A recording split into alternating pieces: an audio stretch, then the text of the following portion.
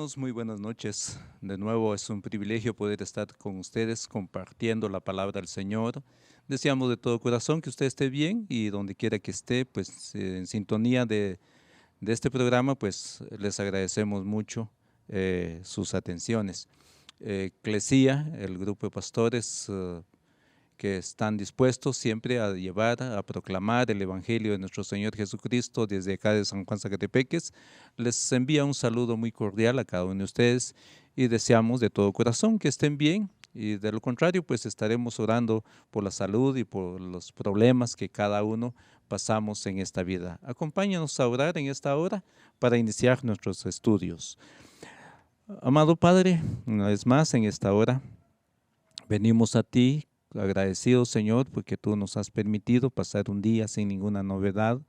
Gracias por tu amor y tu misericordia, tu bondad mostrada hacia nosotros, Señor, tus cuidados siempre y tus promesas cumplidos con cada uno de nosotros. Y así de la misma manera deseamos para nuestros hermanos que tú los hayas guardado, cuidado también, no solo a ellos, sino a sus familias, Señor.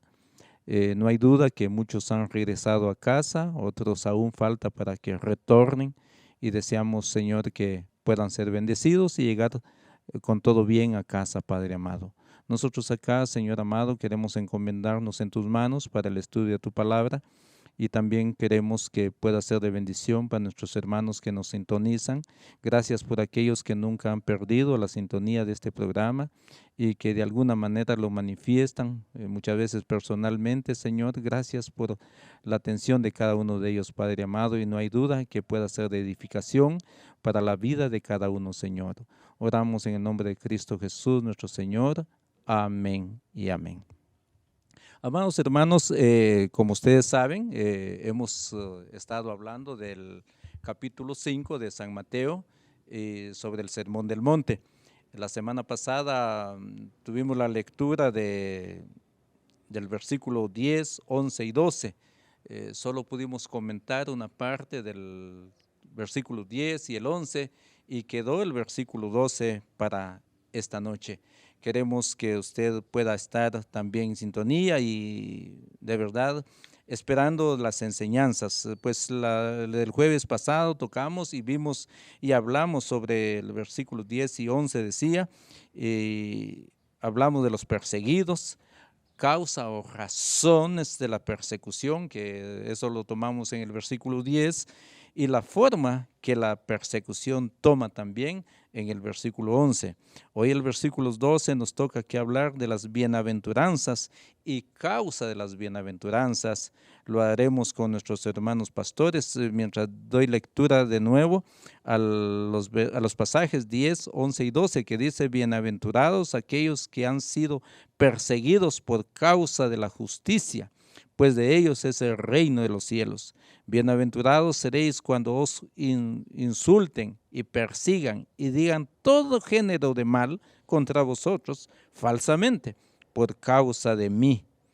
Regocijaos y alegraos, porque vuestra recompensa en los cielos es grande, porque así persiguieron a los profetas que fueron antes de vosotros. De tal manera, hoy toca estudiar esa parte del versículo 12 con nuestros hermanos pastores y desde ya cedemos tiempo a nuestro hermano Vicente, que es el encargado de continuar este estudio, para luego venir los otros hermanos pastores.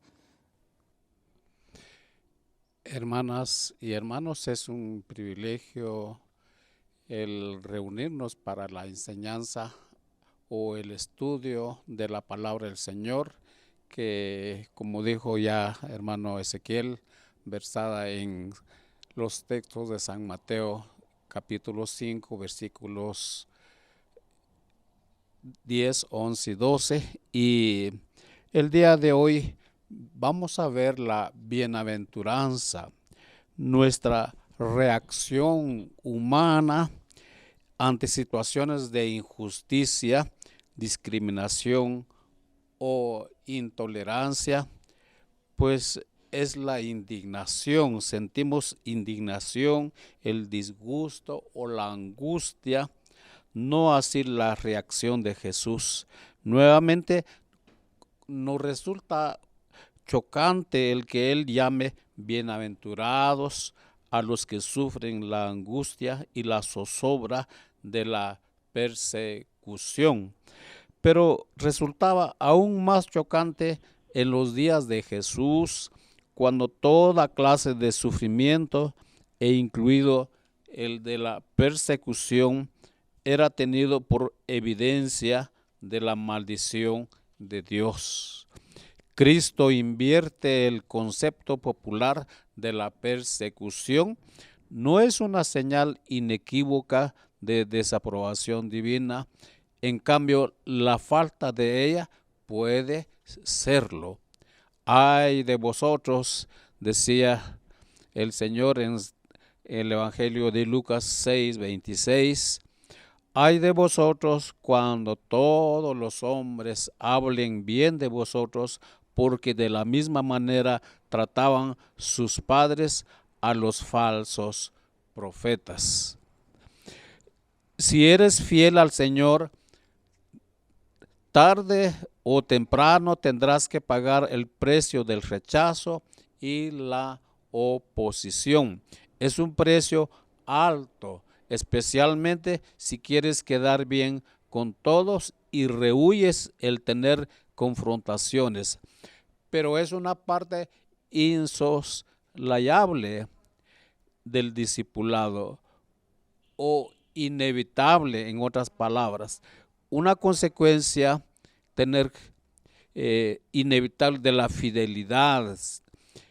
Según 2 Timoteo 3:12, sin embargo, no es algo que debamos lamentar, ni mucho menos interpretar como señal de abandono o desaprobación de Dios. Al contrario, debe llenarnos de sumo gozo de saber que estamos en la línea de los grandes santos de todos los tiempos que han sufrido por causa de Cristo, y saber también que nos espera una gran recompensa.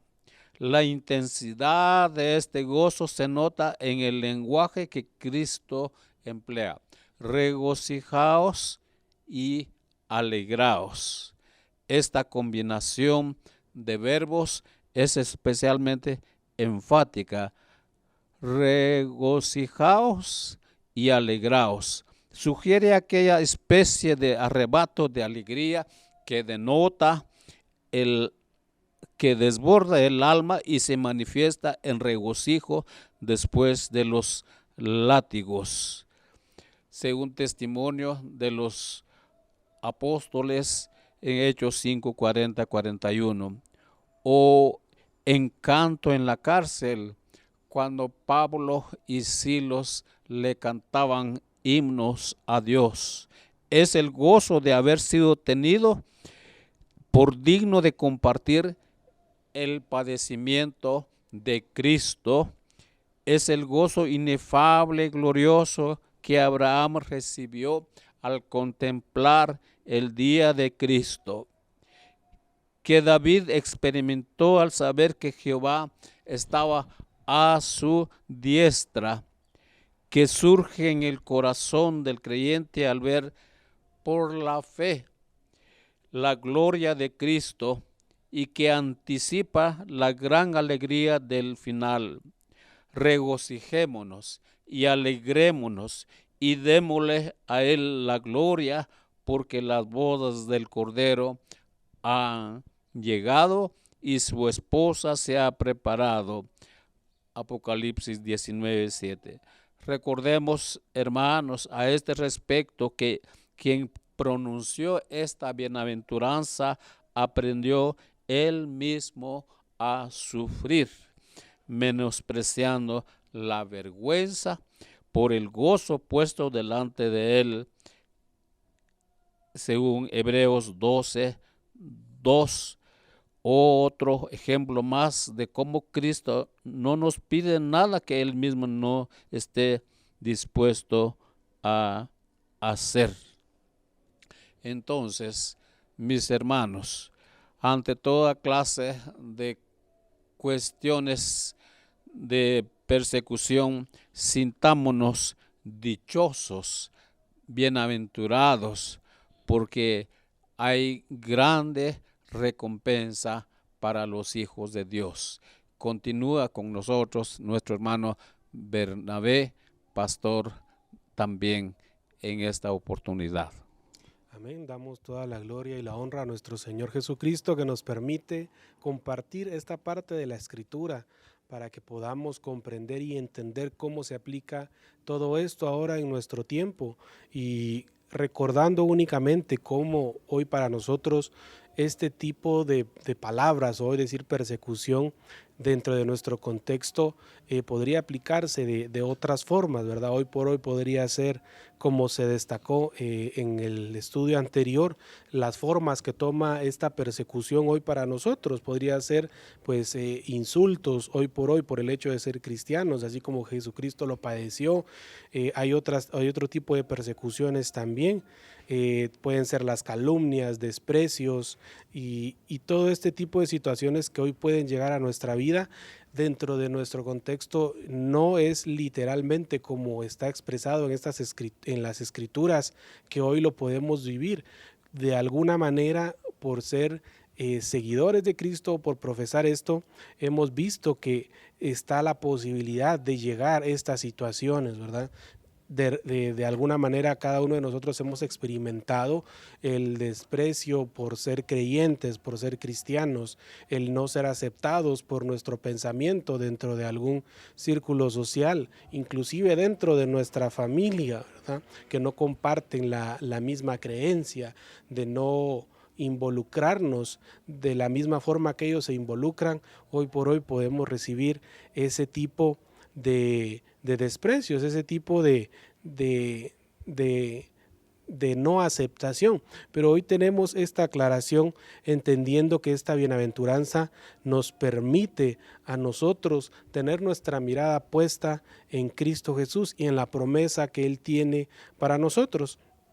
Y ahora bien, entrando en este tema en específico, ya vimos que es posible que podamos o que vamos a de alguna manera experimentar esto en diferentes áreas de nuestra vida. Y ya hemos comprendido que es posible que para cada uno de nosotros de acceder a ese gozo en medio de la persecución, en medio de la angustia. Pero ¿de dónde surge todo esto, o por qué tenemos esa seguridad de que aún en medio de la persecución, aún en medio de esas dificultades, podemos tener esa felicidad en Cristo Jesús? Y Cristo nos demuestra por medio de estos versos 3 razones principales por las que el discípulo perseguido debe considerarse afortunado y conocer estas bienaventuranzas. El primero de los aspectos es que de ellos, o que de nosotros, es el reino de los cielos. Tenemos esa razón principal. Nosotros aquí vemos que el galardón está expresado de manera textual, de manera literal, igual que la primera bienaventuranza, como si Cristo estuviese abriendo y cerrando todo el ciclo con la misma promesa. Promesa, de hecho, que abraza e incorpora todas las demás, porque al entrar en el reino, el que recibe consolación hereda la tierra. El que se sacia de justicia alcanza misericordia. El que ve a Dios es llamado hijo de Dios. Entrar al reino de los cielos era, según el concepto hebreo, la mayor de las felicidades, porque incluía toda clase de bienestar material y espiritual. Es una plena satisfacción de todos los anhelos más profundos del ser humano. Y bien dice Jesús, este privilegio no queda anulado por la persona que sufre persecución por causa de la justicia de Cristo, sino más bien confirmado. Una de las mayores causas de duda y desánimo entre los primeros creyentes era que iban a ser rechazados del Evangelio por parte de aquellos que, según el criterio mayoritario de la sociedad hebrea, iban a ocupar los primeros puestos en el reino de los cielos. tenemos esos relatos o estos ejemplos de los sacerdotes, de los escribas, de los fariseos, que ellos creían que iban a ocupar el primer lugar por su forma de ser o por lo que representaban en aquel entonces. La confianza de un discípulo se tambalearía definitivamente a estar en este contexto, ¿verdad? Al ver que la iglesia era perseguida por hombres tenidos por santos. Es decir, ¿cómo yo puedo profesar el ser creyente entendiendo en este contexto, ¿verdad? Que era una iglesia perseguida, que estaban poniendo su vida de por medio. No era esta una persecución fuerte, definitivamente lo era. Y era una exclusión que podía provocar para poder acceder al reino de Jesús. Pero lejos de indicar esa exclusión, las escrituras nos dejan a nosotros este análisis, nos dejan a nosotros este pensamiento, que era una parte ineludible del camino que habían que seguir para poder estar y entrar al reino de los cielos. Ese fue el contexto en el que se movió en ese entonces estas escrituras, ¿verdad? Porque es en ese momento la iglesia estaba siendo perseguida de una manera muy fuerte. Ellos estaban recibiendo esa persecución de una manera muy directa. Hoy por hoy para nosotros es totalmente distinto. Sin embargo, la promesa de que tenemos entrada al reino de los cielos persiste, y es en eso que debemos de pensar, que por medio de Cristo Jesús tenemos esa promesa que podemos tomar para nosotros para poder acceder al reino de los cielos. El segundo de los aspectos es porque vuestra recompensa en los cielos es grande. Tenemos entrada al reino de los cielos y consecuentemente la recompensa que viene es grande, citado en el versículo 12. Dios no es deudor de nadie. No hay discípulo que haya sufrido por causa de Cristo que no vaya a recibir en esta vida 100 veces más y a heredar la vida eterna. Animémonos unos a otros. El sufrimiento presente no es nada en comparación con el eterno peso de gloria que nos espera si somos fieles a Cristo Jesús. Y tenemos dos citas que nos hacen recordar esta promesa que tenemos, que es Romanos 8:18, que dice de la siguiente forma: pues tengo por cierto que las aflicciones del tiempo presente no son comparables con la gloria venidera que en nosotros ha de manifestarse. También tenemos en la segunda carta a los Corintios, capítulo 4, verso 17. Porque esta leve tribulación momentánea produce en nosotros cada vez más excelente y eterno peso de gloria. Así que cada uno de nosotros debemos de tener presente esa promesa que tenemos en Cristo Jesús, que cualquier situación que estemos padeciendo el día de hoy no será comparado o no será de una manera tan sencillo contra lo que vamos a recibir si permanecemos en Cristo Jesús. En 1 Pedro 1:4 también nos menciona: Dios tiene una herencia incorruptible, inmaculada y que no se marchitará, reservada en los cielos para nosotros. Cristo acá no entra en mayor detalle de este galardón, pero sí incluye las bendiciones prometidas en las otras bienaventuranzas. Pero de una cosa podemos estar seguros: cuando fielmente entremos a nuestra herencia, no vamos a estar desilusionados. Dios no tendrá que avergonzarse de la poca calidad de la ciudad que está preparando para cada uno de nosotros, para cada uno de los que hemos decidido seguir este camino de salvación, sino que esta colmará con creces todas nuestras expectativas. Yo no sé si usted se ha puesto a pensar cómo será ese momento cuando seamos recibidos por nuestro Dios, cuando entremos a esa ciudad, cuando se cumpla esta palabra que dice que nuestro galardón será grande para todos aquellos que permanecemos. Y hoy esta bienaventuranza nos hace recordar que aún en medio de la persecución, dificultad que podamos estar padeciendo, tenemos esa promesa. Entonces se verá que la recompensa celestial es grande, que es inmensa, fuera de toda proporción con respecto a los sufrimientos de la persecución. Imaginemos la situación de algún creyente perseguido en los tiempos de Nerón, que fue echado de su casa, que fue que le fueron confiscadas sus posesiones, que perdió su trabajo, su fuente de ingresos, que fue rechazado socialmente por seguir y creer por creer en este camino de salvación, por creerle a Cristo, y que ha padecido hambre, que ha padecido escasez y que ha sufrido el martirio, que ha sido quemado en aquel entonces. Recordemos que los creyentes eran cubiertos con brea y que eran encendidos como antorchas en las fiestas del emperador. Y ahora, después de todo esto que hemos descrito, después de todo este sufrimiento, llega la gloria de Dios y le enseña su herencia. ¿Crees que Él contestará, solo esto es lo que el Señor me tiene preparado? ¿Será que solo esto era lo que yo, o será que solo por esto fue lo que yo sufrí? ¿Será que fue mayor el sufrimiento que la recompensa? Para esto sufrí una persecución tan terrible en el pensamiento de quien padeció estas circunstancias. Obviamente y definitivamente que no. De una cosa podemos estar muy seguros cada uno de nosotros y debemos de ser constantes en ello, que el galardón eterno será incomparable, que será inimaginable, que será mayor que el padecimiento temporal que cualquiera de nosotros pudiéramos estar pasando a causa del Evangelio.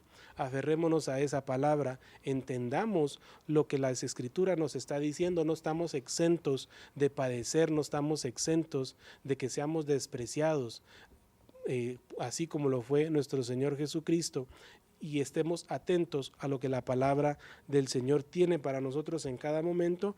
Y hay un tercer aspecto, el cual estará desarrollando el pastor Ricardo. Dios les bendiga. Buenas noches, ha sido un gusto de veras nuevamente compartir este mensaje con cada uno de los que nos están sintonizando y escuchando y viéndonos también. Nuevamente siguiendo el tema de la persecución, y es ahí donde nosotros como hijos de Dios tenemos esa bendición de ser salvados por esa palabra y por la muerte de nuestro Señor Jesucristo, pero también hay cosas que tenemos que aceptarlas, tales como dice la palabra del Señor, que hay una persecución de diferente clase. Entonces, pero la persecución más fuerte es la que sufrieron nuestros antepasados, porque así persiguieron a los profetas que fueron antes de vosotros. A causa de la persecución, y específicamente las que sufrían por parte de las autoridades judías, muchos discípulos iban a sentir que ya no pertenecían a la comunión de Israel. Lejos de esto, dice Jesús, estáis en la auténtica línea de los santos del Antiguo Testamento y disfrutáis de una estrecha comunión con los profetas, pues ellos también conocieron la oposición de sus contemporáneos. De hecho, la historia de Israel es la historia de una lucha mortal entre los auténticos creyentes y los israelitas incrédulos. Y es por eso de que nosotros tenemos que estar muy apegados a lo que el Señor dice de nosotros, ¿verdad? Cuanto al sufrimiento, que no podemos nosotros evitarlo, porque en otros países esto ya ratos que ha empezado. Imagínense que hay 70 países, hay 70 naciones donde es ilegal tener una Biblia. Y esto poco a poco va a ir tomando terreno. Y por eso es que el Señor pues, nos hace ver que una de las fuertes oposiciones del enemigo es que nos está acorralando para que nosotros veamos que hay una gloria, hay una vida eterna, pero para esto tenemos que vivir una vida de santidad. Dice el libro de Mateo capítulo 27 del 31 al 37, dice, así que dais testimonio contra vosotros mismos de que sois hijos de aquellos que mataron a los profetas. Vosotros también llenad la medida de vuestros padres. Serpiente, generación de víboras, ¿cómo escaparéis de la condenación del infierno? Por tanto, aquí os envío profetas y sabios, escribas y de ellos a unos mataréis y crucificaréis y a otros azotaréis, y vuestra sinagoga y perseguiréis de ciudad en ciudad, para que venga sobre vosotros toda la sangre justa que se ha derramado sobre la tierra, desde la sangre de Abel, el justo, hasta la sangre de Zacarías, hijo de Berequías, a quien matasteis entre el templo y el altar. De cierto, os digo, todo esto vendrá sobre esta generación. Imagínense todo lo que el Señor está hablando acerca de lo que va a acontecer en ese entonces, de lo que está a punto de acontecer, sobre aquellos que están en contra de la palabra del Señor, porque no todos están pues a favor, sino que hay un sinfín hay un grupo de que están en contra del Evangelio. Por eso es que la persecución, no todos pues, reciben al Señor Jesús como su único y suficiente Salvador, sino que hay ciertos grupos que están en contra. Por eso Dios dice que desde la muerte del justo Abel hasta el asesinato de Zacarías, y está en el libro de Lucas, nos habla una parte de lo que dice Lucas capítulo 11, verso 49 al 51. Dice, por eso la sabiduría de Dios también dijo, les enviaré profetas y apóstoles, y de ellos a unos matarán y a otros perseguirán, para que se demande de esta generación la sangre de todos los profetas que se está derramando desde la fundación del mundo, desde la sangre de Abel hasta la sangre de Zacarías, que murió entre el altar y el templo. Os digo que será demandada esta generación. Será demandada esta generación. ¿Por qué? Porque esto va a tener su culminación, y la culminación va a ser caótica. Lo dice Segunda de Crónicas, capítulo 24, verso 20 al 22. Dice, entonces el Espíritu de Dios vino sobre Zacarías, hijo del sacerdote Joídas, y puesto en pie donde estaba más alto que el pueblo, les dijo, así ha dicho Dios, ¿por qué quebrantáis los mandamientos de Jehová? No os vendrá bien por ello, porque por haber dejado a Jehová, él también os abandonará. Pero ellos hicieron conspiración contra él, y por mandato del rey lo apedrearon hasta matarlo en el patio de la casa de Jehová. Así el rey Joás no se acordó de la misericordia que Joída, padre de Zacarías, había hecho con él antes. Mató a su hijo, quien dijo, al morir Jehová lo vea y lo demande. Solo imagínense eso. Los santos del Antiguo Testamento sufrieron la persecución de los malos. Para Ezequiel, los incrédulos actuaron como cardos, espinas y escorpiones. Y eso es lo que está pasando hoy en día, que el Santo Evangelio está siendo totalmente vituperado.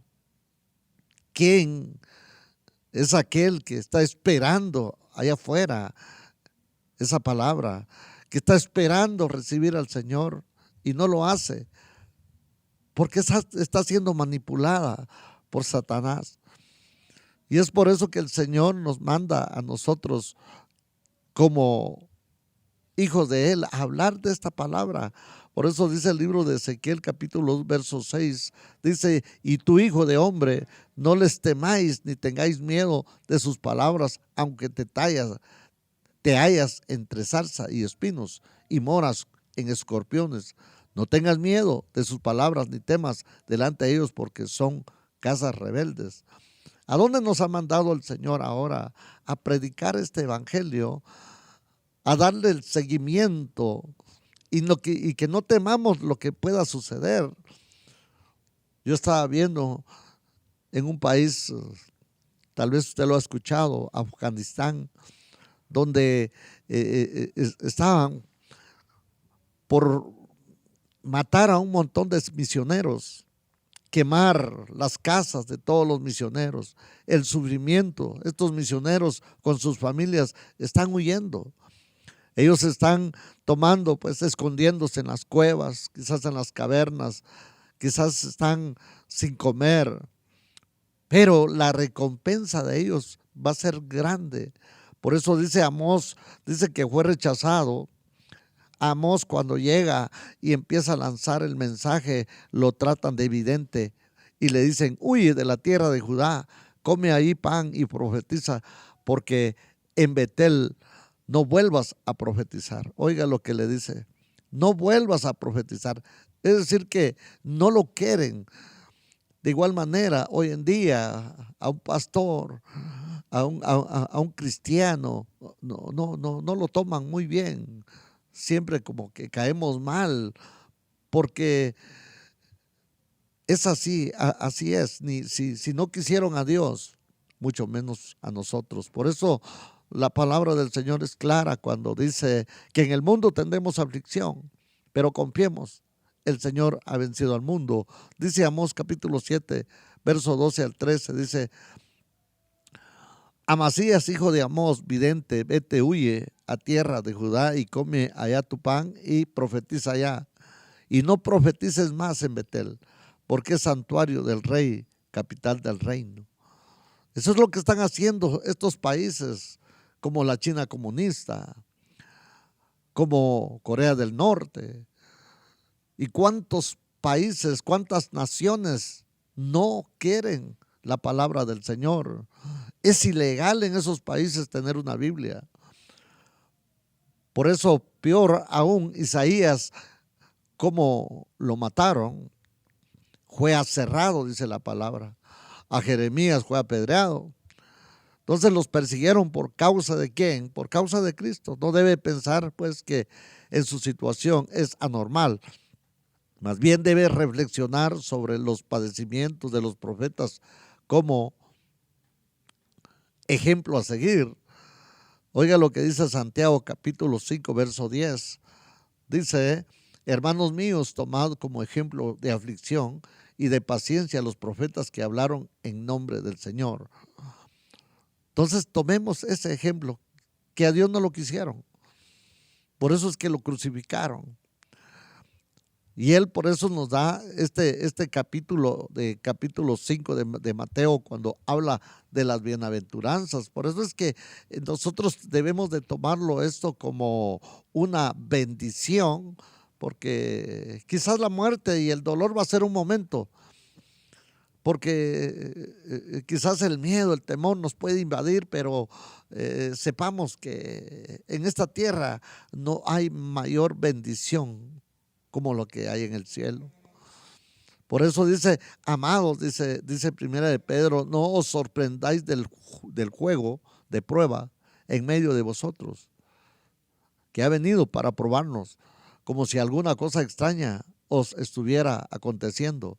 Antes bien, en la medida en que compartís los padecimientos de Cristo, regocijaos. Y pareciera una paradoja.